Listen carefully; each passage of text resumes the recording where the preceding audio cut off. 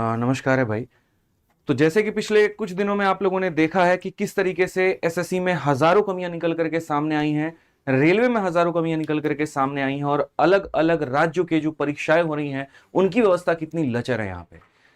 किस तरीके से यहाँ पर आपको एग्जाम के नाम पर धोखा दिया जा रहा है, किस तरीके से कैलेंडर निकालने के बाद भी यहाँ पर परीक्षा नहीं हो रही है और सेंटर ऐसे तबेले में दिया जा रहा है जहां पर इंसान पेपर देने के बजाय मुझे लग रहा है जाकर के टूर करके आ रहा है। भारत के अलग अलग राज्यों में आपको भ्रमण कराया जा रहा है। उसके ऊपर में तमाम तरह की बातें हम सारे के सारे कर चुके हैं। क्या लचर व्यवस्था इस सिस्टम की, हम उसके बारे में भी आपको बता चुके हैं। महीने भर से हम लोग बहुत शांतिपूर्ण तरीके से हम लोगों ने ट्वीट भी किया, सरकार को अपनी बात पहुंचाई, लोकल एमपी एमएलए डीएम हम सब ने उनको ज्ञापन भी दी, बातें भी की, लेकिन कहीं पर दूर दूर तक पूरे देश में उसके खिलाफ कोई भी सुनवाई नहीं हुई।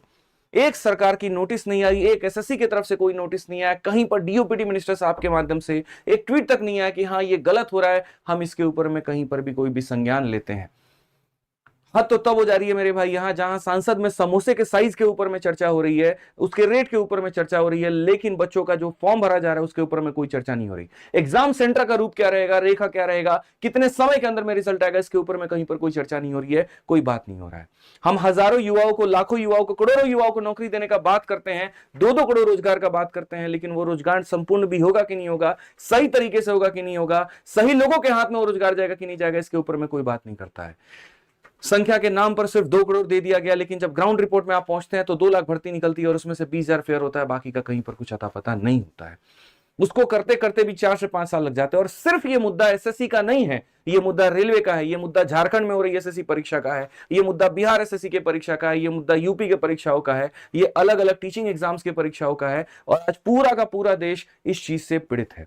कोई एक पर्टिकुलर प्रणाली नहीं है, कहीं पर कोई एक व्यवस्था नहीं है, कहीं बच्चों को वादा कर दिया जाए तो पेपर समय पर नहीं होता। इसके खिलाफ पूरे भारत में युवाओं के अंदर एक बहुत बड़ा आक्रोश है, एक दुख है सबके अंदर में यहां पर कि हो तो क्या हो। और इसी के लिए 31 जुलाई को मेरे भाई सारे के सारे शिक्षक जो है डीओपीटी मिनिस्टर साहब से मिलने गए थे, उनके सामने अपनी बात रखने गए थे, लेकिन वहां पर जो हुआ वो एकदम अपने आप में बहुत ही ज्यादा दर्दनाक, बहुत ही ज्यादा भयावह था।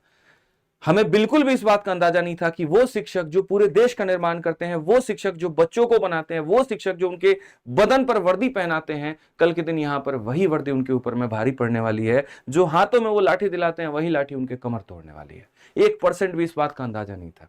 हम तो सरकार से अपनी बात रखने गए थे वहां पे कि हाँ 4 लोग जाएंगे, जाकर के बात कहेंगे और चर्चा हमें ये करके भगा हमें इस तरीके से दिया गया, इस तरीके से लाठी ऊपर चार्ज कर दी गई कि अभी पार्लियामेंट में सेशन चल रहा है। तो सेशन चल रहा है तो हम भी तो वही बात कह रहे हैं कि उस सांसद में हमारी भी आवाज उठनी चाहिए। सांसद में जो लोग बैठे उनको चुन करके किसने भेजा? मैंने भेजा, आपने भेजा, हम सब ने मिलकर के भेजा। और किस लिए भेजा? कि समोसा के साइज के ऊपर में चर्चा हो या फिर हमारा जो हक है उसके ऊपर में चर्चा हो।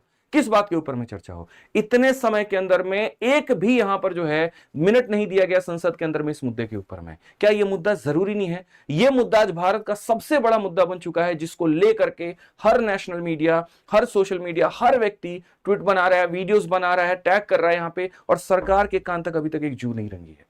यानी इसका मतलब जो हुआ अब तक वो काफी नहीं था। इसके अलावा हमें बहुत कुछ करने की जरूरत है, कुछ ऐसा करने की जरूरत है यहां जहां पूरे सिस्टम तक, बच्चे बच्चे तक, व्यक्ति व्यक्ति तक, एमपी एमएलए डीएम प्रशासन, हर किसी तक हमारी आवाज जाए और यहां पर ये रिफॉर्म होकर के रहे।